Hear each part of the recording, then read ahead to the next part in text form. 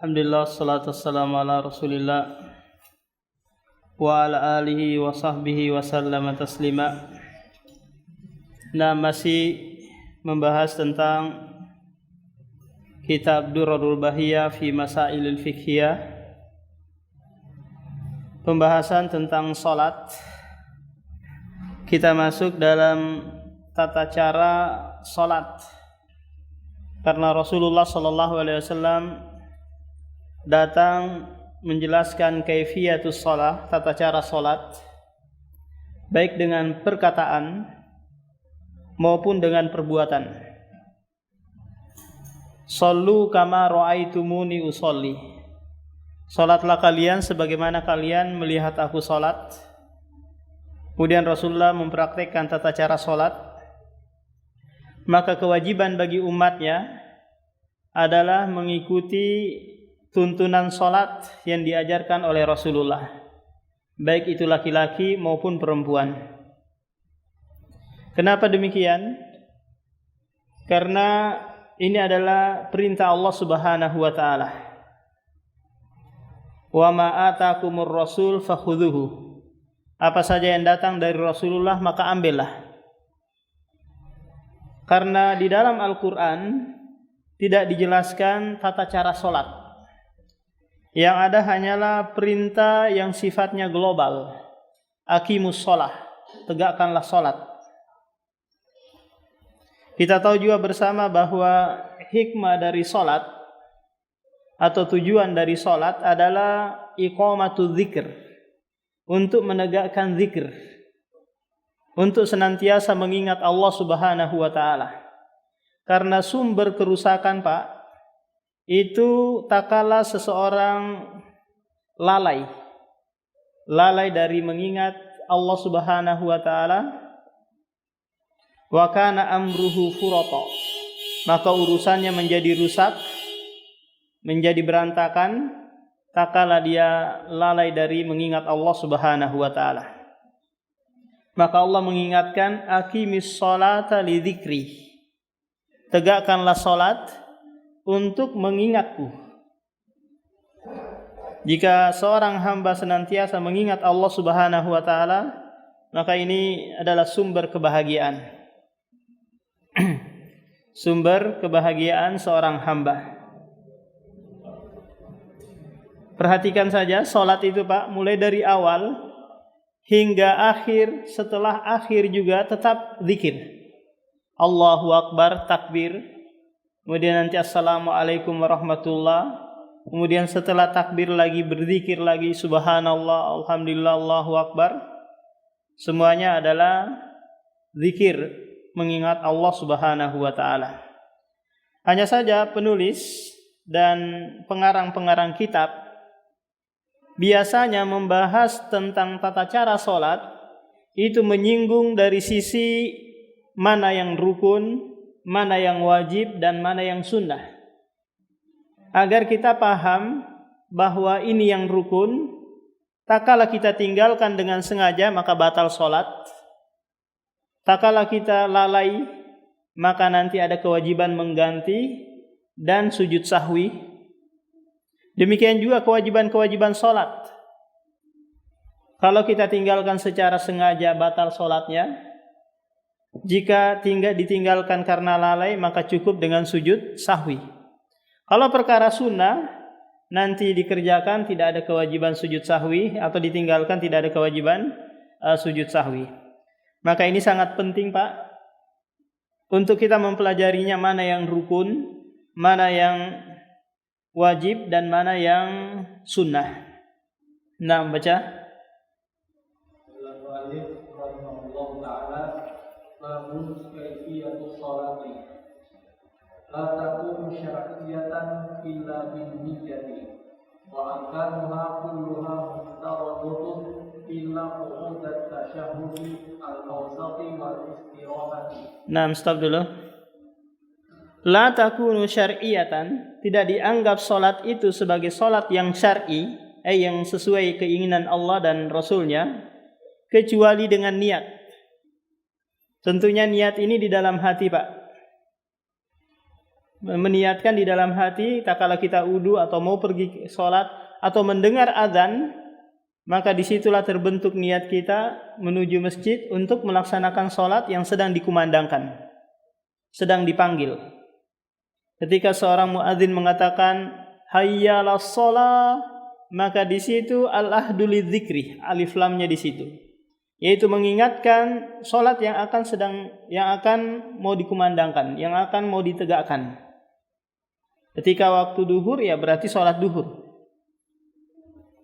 Nah, niat ini sangat penting karena nanti yang membedakan antara sholat asar, sholat duhur, sholat maghrib, sholat isya, dan sekaligus juga membedakan mana sholat wajib, mana sholat sunnah. Karena sholat ada yang sunnah, ada yang wajib. Niat ini fungsinya adalah al-farqu bainahuma.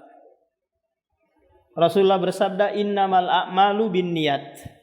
Hanya saja seorang melakukan amalan itu dengan niat. Jadi seseorang kalau melakukan sesuatu Pak tanpa niat, berarti orang itu tidak sadar, ya kan? Rufi'atil qalam, terangkat pembebanan, tidak dibebani syariat karena dia lagi hilang akalnya atau majnun. Pasti seseorang itu melakukan sesuatu dengan niat,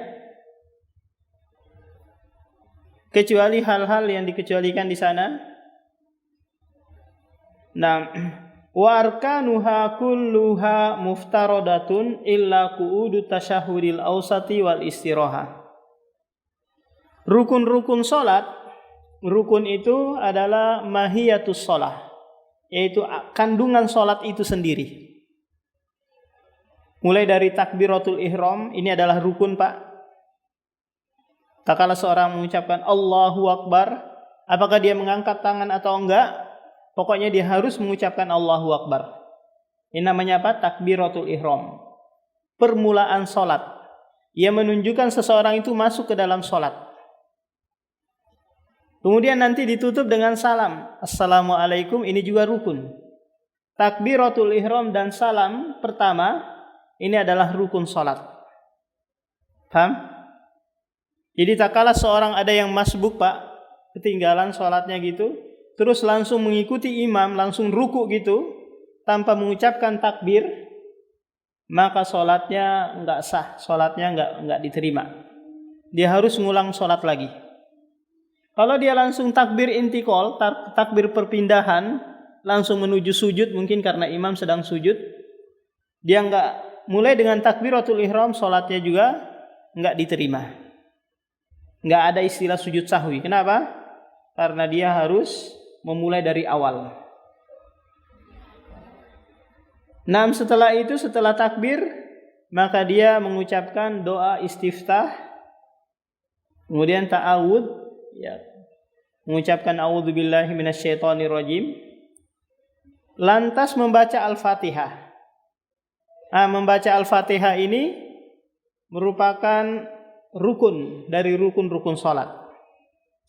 Makmum atau imam harus membaca Al-Fatihah. Adapun yang terjadi perselisihan di kalangan para ulama tentang takala imam jahriyah membaca apa? Jahar. Yang ada jaharnya itu Pak, maghrib, isya dan subuh kan ya. Nah, di sini mahallul khilaf, terjadi perselisihan. Apakah nanti makmum hanya cukup mendengarkan ataukah membaca setelah nanti imam membaca? Karena qiraatul imam qiraatul makmum. Bacaannya imam adalah bacaan makmum juga. Tapi ada hadis yang lain di sana yang menyebutkan bahwa la taqra'u siwa, jangan kau baca selain apa? Selain Al-Fatihah saja atau Ummul Kitab. Nah, kemudian setelah itu baca surah-surah yang pendek. Nah, ini perkara sunnah. Mau dikerjakan silahkan, enggak dikerjakan tidak mengapa. Illa qu'udu tasyahhudil awsat, kecuali duduk tasyahud awal. Di saat apa ini Pak? Di saat sholat maghrib, isya, duhur dan asar. Ini kan ada tasyahud awalnya. Nah, tasyahud awalnya itu sendiri adalah perkara perkara wajib. Ya. Bukan rukun tapi perkara wajib. Kenapa? Karena Rasulullah pernah meninggalkannya karena lalai dan dia cukup sujud sahwi, tidak menggantinya dengan tasyahud awal. Wal istiroha. Duduk istirahat di sini maksudnya adalah duduk ketika mau bangkit ke rakaat berikutnya. Ya kan, tak kala kita sujud Pak, mau naik lagi ke rakaat kedua atau ketiga, maka kita duduk sejenak kan? Nah, ini perkara sunnah. Duduk sejenak ini. Bisa langsung bangkit berdiri tanpa duduk. Bisa juga mau duduk dulu mungkin karena postur tubuhnya yang besar ya, harus istirahat dulu. Karena hadis yang meriwayatkan tentang jalsatul istiraha ini adalah sahabat yang mutaakhir, yang belakangan masuk Islam, yang menjumpai Nabi SAW dalam keadaan postur tubuh yang sudah ini agak besar. Wala yajibu min azkariha illa takbira. Tidak ada zikir-zikir yang wajib kecuali takbir, atau istilahnya takbir intikal, takbir perpindahan. Tak kala kita mau dari berdiri mau ke ruku kan takbir Pak ya, Allahu Akbar. Nah, mengucapkan takbir intikal itu tak kala di tengah-tengah. Tak kala di tengah-tengah mau menuju rukun berikutnya, Allahu Akbar. Jangan sudah ruku baru mengucapkan Allahu Akbar. Atau masih berdiri dia ucapkan Allahu Akbar. Nah, dia di saat mau perpindahan dari rukun ke rukun berikutnya. Ini namanya takbir intikal. Dari sujud mau duduk lagi atau dari rakaat yang pertama mau naik ke rakaat kedua, ini namanya takbir perpindahan. Wal Fatihatu fi kulli rakaatin walau kana mu'tamman. Dan Al-Fatihah, bacaan Al-Fatihah pada setiap rakaat meskipun dia sebagai makmum. Nah, ini hukumnya rukun. Ya, rukun. Wa tasyahud akhir, dan tasyahud akhir ini juga hukumnya rukun. Berarti yang dimaksud dari takbir itu adalah takbir ihram, takbiratul ihram ya. Karena ini adalah rentetan dari arkanus shalah, rukun-rukun salat. Bukan takbir intikal. Wa taslimu, taslim, mengucapkan salam. Ini hukumnya rukun Pak. Tapi assalamu alaikum yang mengarah ke kanan saja. Adapun yang menoleh ke kiri ini tidak rukun, tapi dia sunnah. Mau dikerjakan silakan. Enggak juga tidak mengapa. Assalamualaikum warahmatullahi wabarakatuh. Nah, setelahnya mau enggak salam, enggak apa-apa. Kenapa? Karena sudah ditutup dengan salam yang pertama. Wa ma ada dzalika fa sunanun. Adapun yang selain yang disebutkan ini adalah sunnah-sunnah.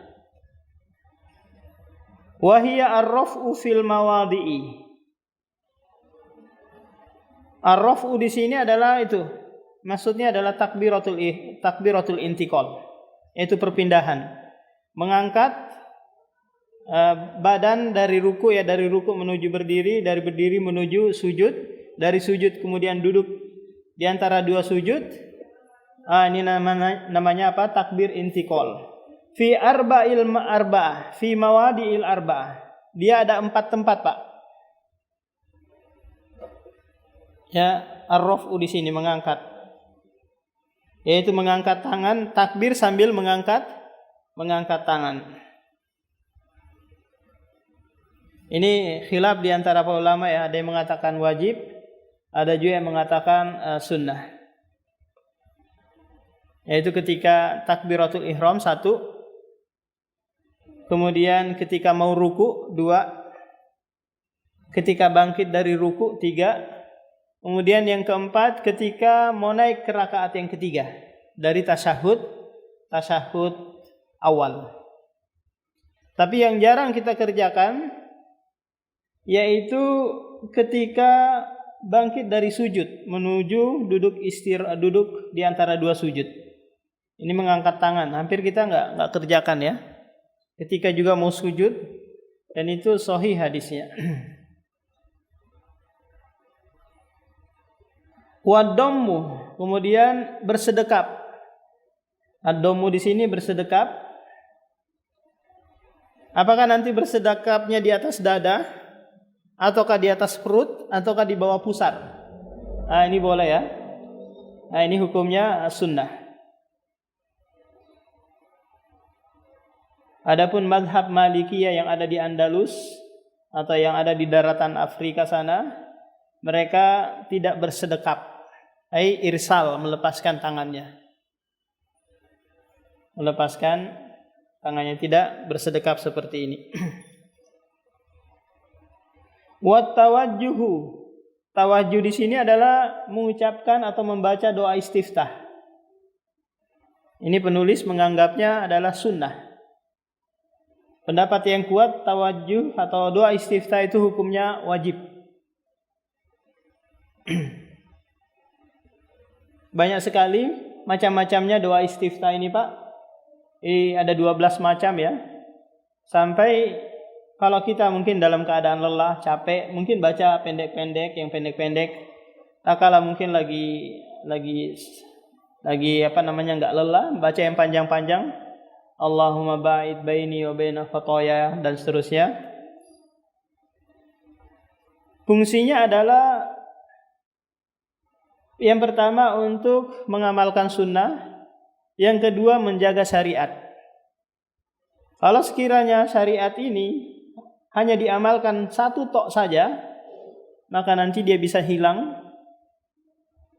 karena dia ada di butunul kutub, hanya ada di lembaran-lembaran kertas. Kalau tidak diamalkan, nanti bisa dimakan rayap buku-buku tersebut, kemudian hilanglah syariat. Wa ta'awud, kemudian mengucapkan ta'awud, a'udzubillahi minasyaitonir rajim. Wa ta'min, dan mengucapkan amin, baik bagi imam maupun bagi makmum. Ini tak kalah apa Pak? Jahriyah ya, membaca keras Al-Fatihahnya. Amin. Kalau amin, ini orang yang terpercaya. Kalau amin panjang gitu, hanya panjang dan mimnya panjang, maka maknanya adalah astajib. Astajib. Dia merupakan isim fi'il amr.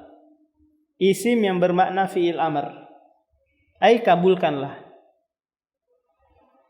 Kalau amin, orang yang mendapatkan keamanan. Amin, orang yang terpercaya. Ini Pak bedanya. Salah baca kita salah memaknai, salah mengartikan. Wa qira'atu ghairil Fatihati ma'aha, dan membaca selain Al-Fatihah, surah-surah yang pendek. Kalau kita baca mungkin qul a'udzu birabbin nas, langsung kita mau ruku, ya sudah. Atau kita baca yang pendek sekali, inna a'toina, sudah cukup. Atau ditambah lagi inna a'toina kal kausar, dia langsung meruku, bisa.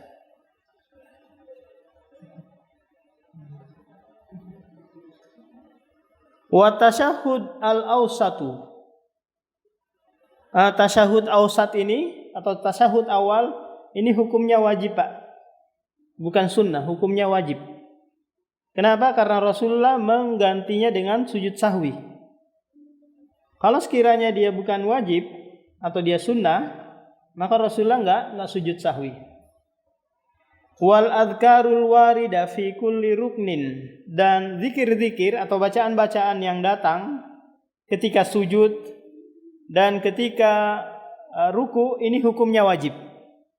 Wajib sekali. Tak kala kita ruku, kita baca subhana rabbil azim kan Pak ya. Maka yang wajib itu sekali. kita tambah 2 kali, 3 kali, ini hukumnya sunnah. Imamnya kok belum berdiri-berdiri, kita tambah lagi subhana rabbil azim, subhana rabbil, makin banyak, ini apa? Hukumnya sunnah.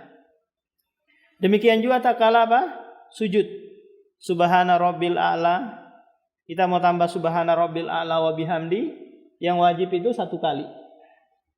Adapun menambah 2, 3 dan seterusnya, ini sunnah. Nah, kemudian setelah itu wal istisqaru minad du'a bi khairid dunya wal akhirah. Memperbanyak doa, ya, doa kebaikan dunia dan akhirat setelah atau sebelum salam. Ini hukumnya sunnah. Ya, sebelum salam, Pak.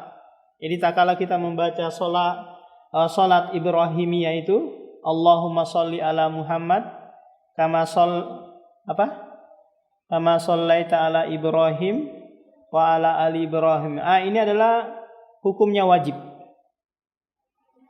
Sampai Ibnu Taimiyah mengatakan bahwa sholawat yang wajib itu hanya di tasyahud, Pak. Adapun yang lainnya enggak wajib. Nah, kalau kita mendengar nama Nabi diucapkan, maka enggak wajib di situ. Itu sunnah saja. Yang wajib itu ketika tasyahud. Tasyahud akhir. Nah, setelah itu kita dianjurkan lagi berdoa meminta perlindungan dari 4 hal itu, min masihid dajjal wal mamati wal ahya wal mamati wa min fitnatil qabri dan seterusnya. Jadi ini lebih utama membaca doa, mengucapkan doa di saat masih sholat, ini lebih utama daripada di luar sholat. Paham, Pak? Apalagi di saat sujud. Aqrabu ma yakunul abdu min rabbihi wa huwa sajid fa aksiru du'a. Seorang hamba yang paling dekat posisinya dengan Rabb-nya itu akala dia sujud. Perbanyak doa di sini. Apakah doa dengan bahasa Indonesia ataukah dengan bahasa Arab atau dengan bahasa Bugis? Boleh. Yang penting dia doa. Beda halnya kalau Bapak ngomel-ngomel dalam sujud. Itu nanti enggak boleh, batal sholatnya. Karena itu bukan bagian dari doa. Perbanyak saja doa di situ. Apakah doa dari Al-Quran, ataukah dari bahasa Arab, ataukah dari hadis. Bima waroda wa bima lam yarid. Doa yang datang dari Rasulullah, ataukah doa yang tidak datang. Doa yang kita buat sendiri sesuai dengan keinginan kita. Nah, setelah itu nanti setelah sholat, maka disunnahkan lagi memperbanyak zikir, tapi tidak mengeraskan suara. Karena ada hadis yang menyebutkan fala tu'dzul mu'minin. Janganlah kalian menyakiti orang-orang mukmin ya dengan zikir. Mengganggu orang, ada yang sedang sholat, ada yang sedang zikir yang lainnya. Kemudian kita besarkan zikir kita, ini mengganggu, Pak. Tashwish, membuat kacau pikiran orang yang sedang sholat. Jadi zikir ya zikir sendiri-sendiri. Mau dia langsung pergi gitu, selesai sholat mau dia langsung ngobrol. Ini datang riwayat Rasulullah langsung bicara setelah sholat, nggak zikir. Ini juga dibolehkan. Nah, demikian kita lanjutkan lagi dalam pertemuan berikutnya. Subhanakallah bihamdik, syadallah ilan tasarkatu bilik.